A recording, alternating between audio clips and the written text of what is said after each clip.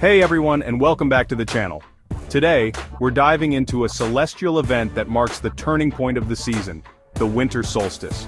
But what does it really mean, and why has it captivated humanity for millennia? Let's break it down. To understand the winter solstice, we need to take a quick journey into astronomy.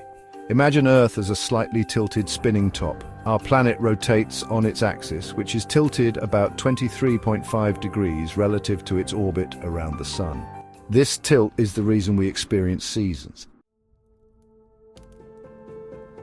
Here's where it gets interesting. During the winter solstice, the North Pole is tilted farthest away from the Sun. This means the Sun's rays hit the northern hemisphere at the shallowest angle of the year.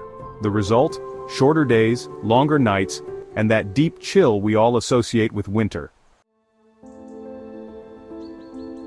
But the winter solstice isn't just the shortest day of the year.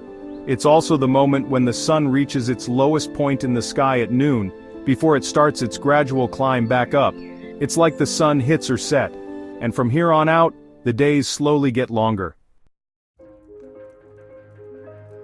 For ancient cultures, the winter solstice was a big deal.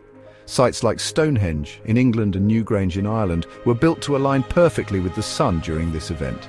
These structures served as calendars, helping people mark the return of longer days and the promise of spring. Today, many of us celebrate the winter solstice in small, symbolic ways, like lighting candles, decorating with evergreen branches, or simply reflecting on the beauty of the season. It's a reminder that even in the darkest days, the light always returns. So, the winter solstice is more than just an astronomical event. It's a moment to pause, reflect, and appreciate the rhythms of nature.